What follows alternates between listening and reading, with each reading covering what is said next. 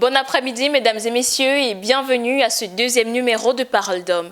Ce jour, on donne la parole à un homme qui défend les droits des hommes. Il nous reçoit dans ses locaux. C'est un juriste de formation. Il est le président de la Sociprod. C'est M.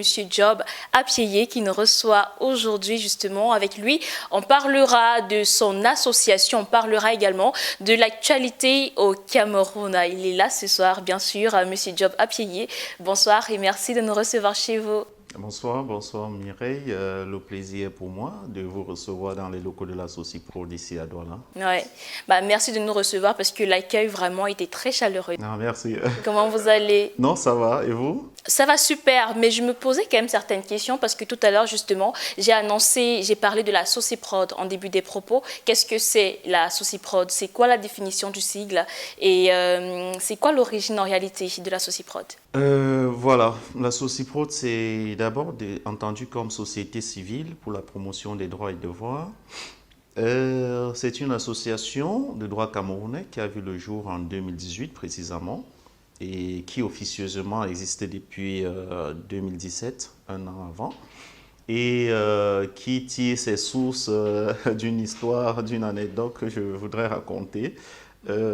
C'était dans mon sommeil que l'idée de la Sociprod est venue et voilà, immédiatement j'ai sauté du canapé pour le rédiger et donc voilà, c'est pas comme si j'avais travaillé sur ce projet bien avant, mais c'est venu comme ça qu'il faut mettre sur pied une organisation qui enseigne les lois aux citoyens et voilà, je me suis levé, j'ai commencé à penser Sociprod. Qui aujourd'hui est une grande association, il faut le dire, au vu de toutes les réalisations, mais le bilan quand même, il est assez lourd et les difficultés, je pense que vous avez quand même rencontrées. Mais avant, justement, j'aimerais que vous nous dites ce que c'est que l'association. La Sociprod a été créée pour donner un sens à l'adage « Nul n'est censé ignorer les lois ». Dans un Cameroun comme le nôtre, où la plupart des citoyens ignorent les lois, donc leurs droits et leurs devoirs d'ailleurs, et où une nécessité d'éduquer les populations sur le droit s'impose. Oui. Au vu de la réalité que nous vivons aujourd'hui, nous nous sentons dans l'obligation de mettre sur pied tout un système qui va permettre aux citoyens de connaître un minimum de lois nécessaires pour garantir la paix sociale. Alors, si je comprends bien, la Sociprod est une association à but non lucratif. Et comment est-ce que ça fonctionne en réalité? Comment est-ce que vous parvenez quand même à vous gérer? Et on parle bien depuis 2017. Ça fait exactement 4 ans que la Sociprod existe officieusement, mais 3 ans officiellement, d'après ce que vous nous avez fait comprendre. Comment est-ce que vous vous en sortez justement au quotidien et comment ça se passe? Voilà, Blanche, comme toute organisation, elle connaît des moments forts et des moments faibles, des faiblesses. Et donc, nous avons rencontré des difficultés, et d'ailleurs même nous rencontrons toujours. Mais nous essayons avec la volonté des membres de pouvoir atteindre les 50% de nos objectifs. Et donc, voilà. Justement, parlant d'objectifs, quels sont les objectifs de la Sociprod et vos missions également? La Sociprod a été mise sur pied, comme je le disais tantôt, pour donner un sens à l'adage « Nul n'est censé ignorer la loi ». Donc, sa mission première, c'est d'enseigner les lois aux citoyens, à l'ensemble des populations camerounaises, à l'ensemble des citoyens. Et ensuite, on a constaté que lorsque vous avez enseigné, il faut un suivi. On s'est constitué en un cabinet de conseil juridique où, lorsque vous avez la qualité de membre, vous pouvez bénéficier des conseils et de l'assistance juridique de la Sociprod. Et donc, nous avons aussi une mission de conseil de représentation juridique. Nous avons aussi une mission de défense dans le cadre de la défense des droits de l'homme et des libertés. Nous œuvrons aussi dans ce sens-là. Nous avons aussi une mission de promotion de bonne gouvernance et qui dit promotion de bonne gouvernance ne peut que dire lutte contre la corruption. Bien avec le phénomène aujourd'hui dont nous pensons sur cette mission-là et avec pour objectif premier la réduction du taux d'ignorance des lois au Cameroun, carrément. Oui, il faut réduire le taux d'ignorance des lois parce que cette ignorance sévit dans tous les secteurs, presque tous les secteurs de la vie sociale. Et donc, objectif premier, la réduction du taux d'ignorance des lois. En objectif second, nous avons la promotion de la bonne gouvernance et la lutte contre la réduction du taux de corruption au Cameroun. Et pour atteindre ces objectifs, certainement vous vous entourez d'une équipe pour travailler acharnément au quotidien. Donc, quelle est la structuration de la SOCIPROD? Actuellement, la SOCIPROD compte 513 membres à jour, avec un comité fondateur. Le comité fondateur est constitué des personnes qui ont participé à la mise sur pied de l'association. On les appelle le comité de sages parce que je vais vous dire, Blanche, la SOCIPROD est une association de jeunes Camerounais soucieux d'apporter leur part de contribution à l'éducation, au développement du Cameroun par l'éducation juridique. Et c'est d'où vous allez entendre comme dans nos slogans, l'éducation juridique, levier du développement durable et gage de l'état de droit. Et donc, toutes les personnes qui intègrent la SOCIPROD sont d'abord des Camerounais conscients ou bien des individus conscients que le développement d'une nation ou bien d'une communauté passe d'abord par l'éducation.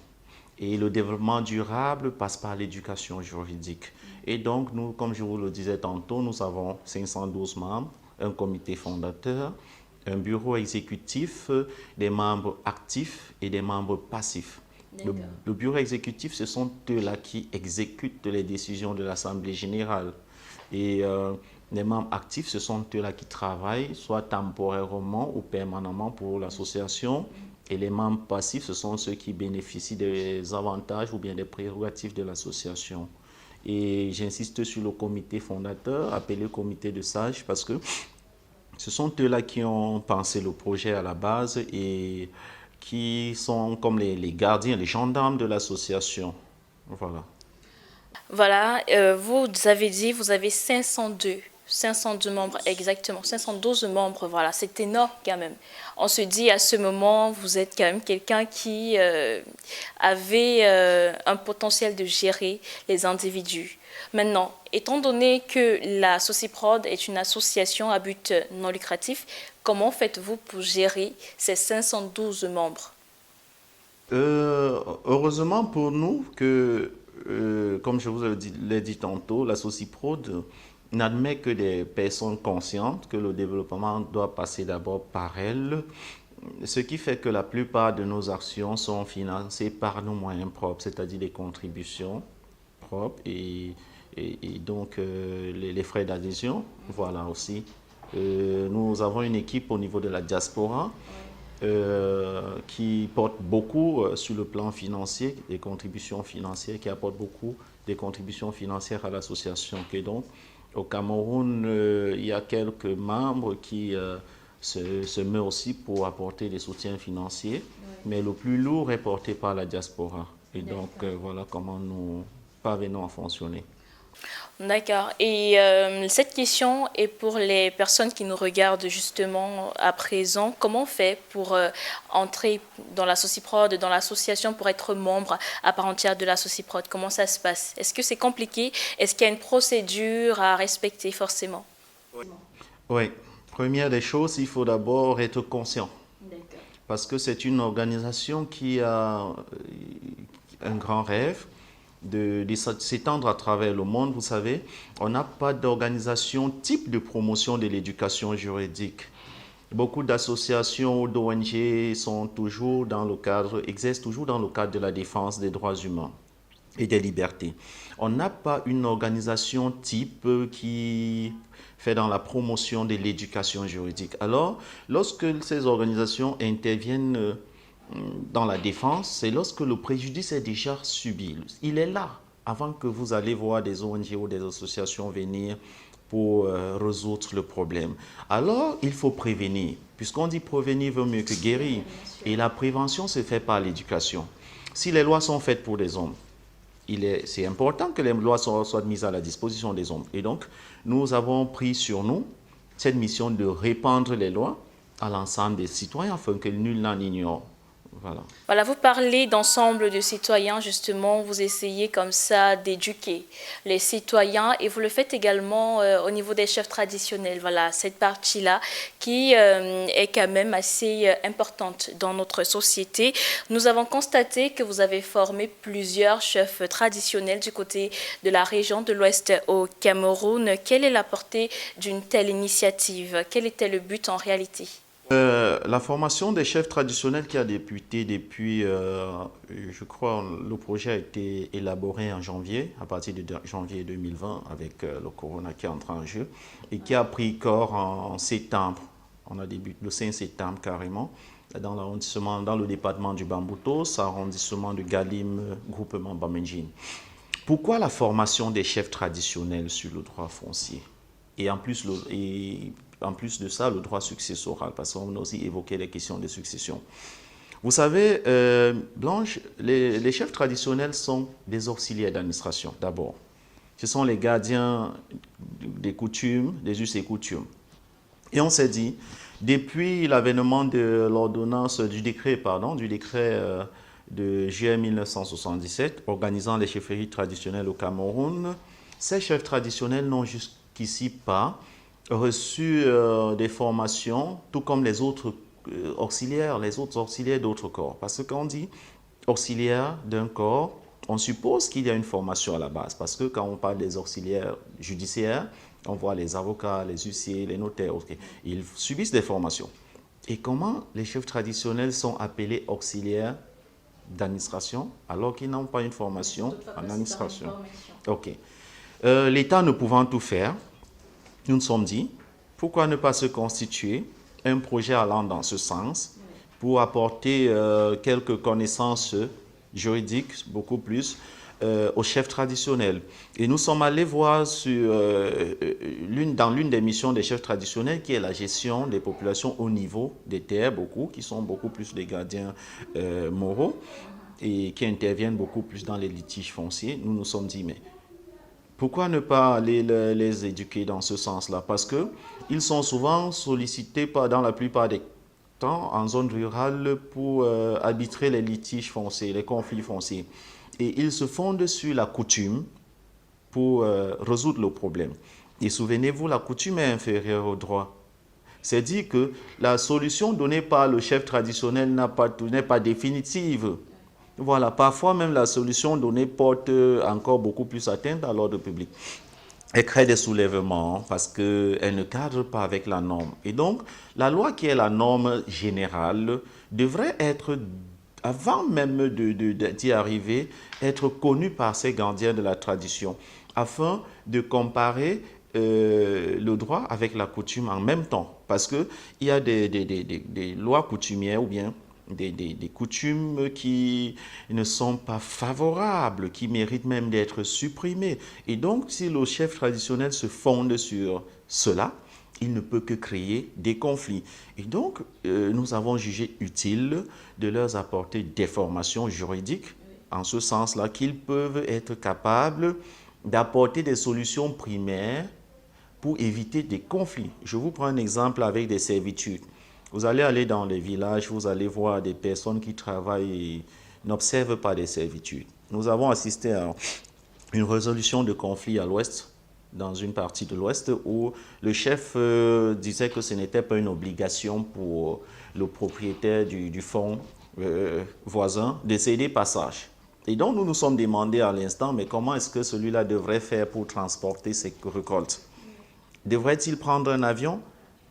Et lui ne savait pas que sur le plan juridique, il y a des servitudes obligatoires lorsqu'elles ne sont pas volontairement consenties par les parties.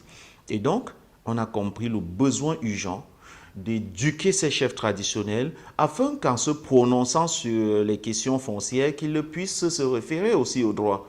Et cette action permet de renforcer en principe, en premier temps, leur capacité et en second lieu, de limiter le flux des plaintes en direction des tribunaux, cause de certaines lenteurs judiciaires et de surpeuplement des prisons. Et après cette formation, est-ce que les retours sont positifs jusqu'à présent? Oui. En ce qui concerne les chefs traditionnels. Oui, tellement positif et le besoin se fait de plus en plus ressentir. Oui. Nous avons essayé de... Parce qu'après la formation, nous ne les laissons pas. Ils nous appellent de temps en temps lorsqu'ils sont butés parce que le droit est complexe et dans la plupart des temps, bon nombre sont des illettrés.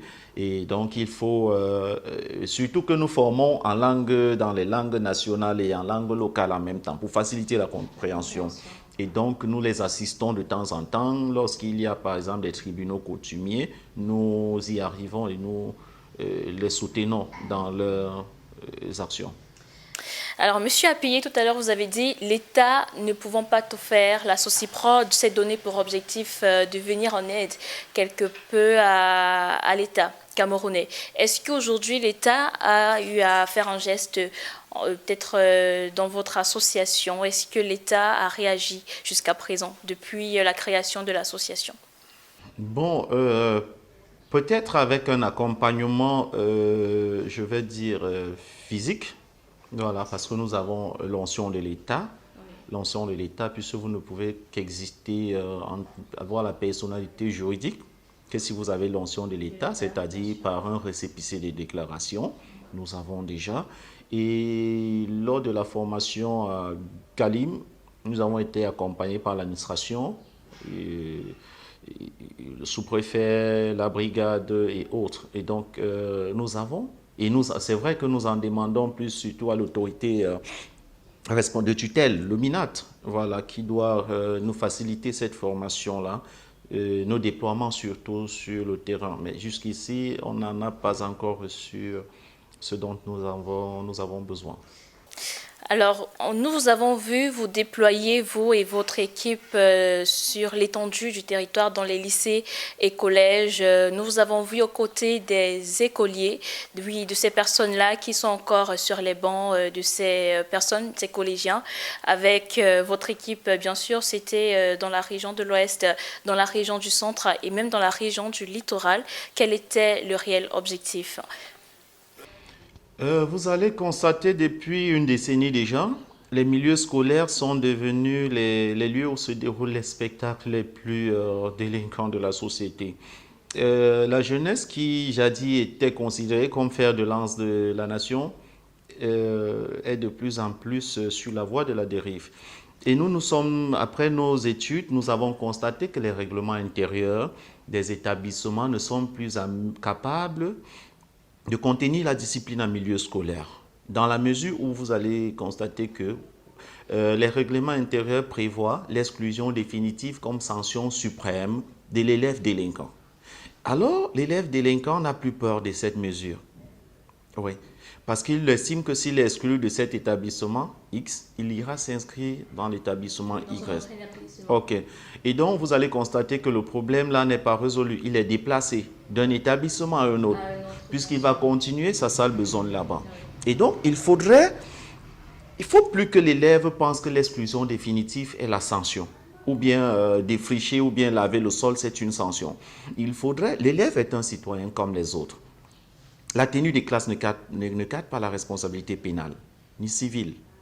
C'est à juste titre que l'élève puisse connaître les lois de son pays, qu'il sache que battre sur son enseignant n'est pas seulement sanctionné par une exclusion définitive.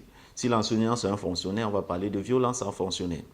Posséder, distribuer ou consommer de la drogue est sanctionné par les articles, le code des drogues du Cameroun. Et donc, si vous nous avez vu dans les établissements, c'était dans le cadre de la lutte contre les déviances en milieu scolaire par l'éducation juridique de l'élève. Au sorti de ce que vous venez de dire, nous comprenons votre position sur la dépravation des mœurs en ce qui concerne la jeunesse camerounaise. Actuellement, nous constatons malheureusement que de plus en plus des vidéos obscènes font le buzz sur la toile, notamment sur Facebook. Vous, en tant que juriste, quel est votre regard par rapport à ça et surtout, que prévaut la loi camerounaise sur les auteurs de la mise en ligne de ce type de vidéos?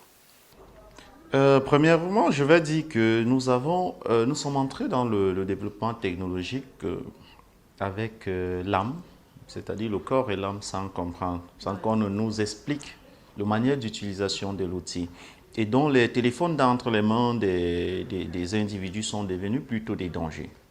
Alors, c'est pour ça que vous voyez, sur le plan juridique, nous œuvrons pour l'éducation juridique. Parce que si on vous dit que l'éducation en elle-même est la base de tout développement, l'éducation juridique est la base du développement durable.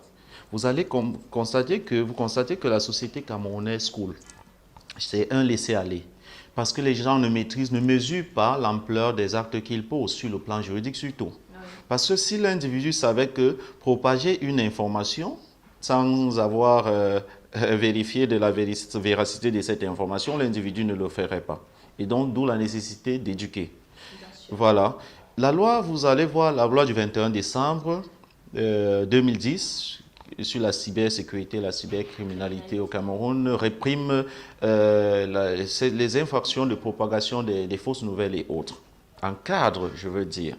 Et donc, il faut sensibiliser déjà sur l'utilisation des téléphones, ces jeunes. Il faut utiliser tous les moyens, même le contact physique, pour sensibiliser, et c'est ce que nous faisons d'ailleurs dans les établissements, pour qu'ils évitent de propager des informations à la tâton et de filmer n'importe quoi, ainsi de suite. Et pour sortir de notre entretien, quelle est la personnalité qui vous inspire? Parce qu'on sait qu'un homme comme vous a certainement une influence sociale, un modèle sur lequel il s'appuie pour évoluer, pour avancer au quotidien. Oui, quelle est cette personne? Ouais, pour moi, j'ai connu un homme, un bâtiment. Il incarne une sagesse hors du commun. Lui, c'est Monsieur Ferdinand Zombo. Il est directeur de la logistique et des transports de Dangote Cement. Voilà. C'est celui qui me fascine aujourd'hui. C'est mon modèle là-bas social. Je construis ma personnalité à partir de lui, à partir de ce monsieur qui est plein de sagesse et qui aujourd'hui est mon parrain.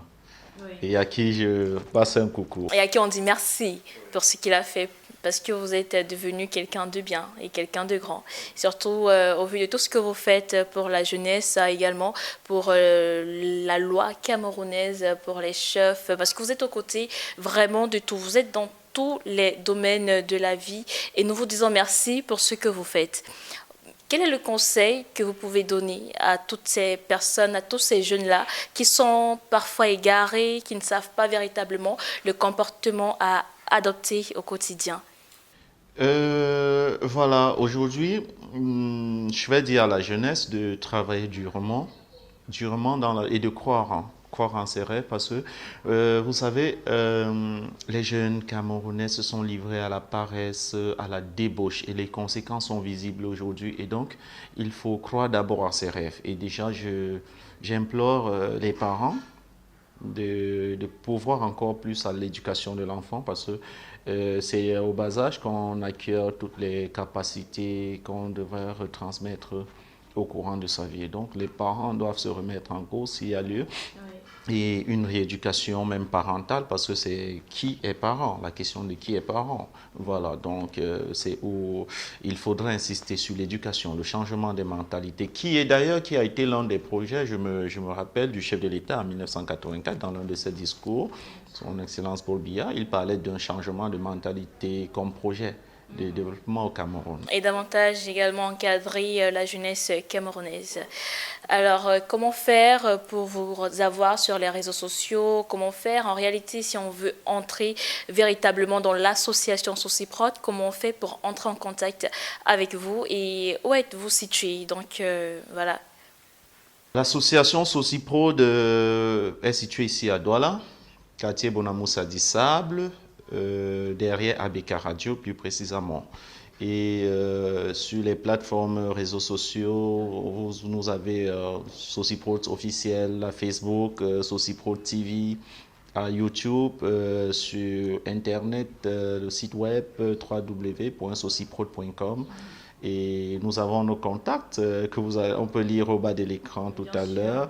Et donc, nous sommes ouverts pour toute personne soucieuse d'apporter sa part de contribution au développement du Cameroun. Nous sommes ouverts aux mécènes, aux partenariats, parce que nous en avons énormément besoin pour ce qui est des formations des chefs traditionnels aujourd'hui sur le droit foncier. et le droit des successions. Comme vous pouvez constater que dans les chefferies traditionnelles à l'ouest, les questions des successions sont en train de briser les chefferies. Et donc, nous allons travailler dans ce sens-là pour former, éduquer les populations sur le droit successoral. Et donc, nous sollicitons véritablement l'accompagnement des âmes de bonne volonté qui peuvent croire en notre projet afin que nous améliorons les conditions de vie des Camerounais par l'éducation juridique. Alors, ce que moi je vais vous dire, c'est déjà merci. Merci pour tout ce que vous avez déjà eu à en faire en 4 ans, vraiment. Moi, je pense que le chemin est long, mais les réalisations également sont énormes. Ouais, merci également de nous avoir reçus dans vos locaux. Ce fut un plaisir. Merci, c'est moi qui vous remercie. Alors, c'est la fin de cet entretien avec Monsieur Job Apieye, juriste de formation, président de l'association Sociprod. Tout à l'heure, il a donné les objectifs de l'association. Nous vous attendons nombreux sur les différentes plateformes Sociprod, sur YouTube, sur Facebook et les contacts également été affichés tout à l'heure. Quant à nous, retrouvons-nous pour une autre édition de Parole d'Homme. Et pour tout besoin, contactez-nous aux contacts qui sont affichés au bas de votre écran. Portez-vous bien et à la prochaine.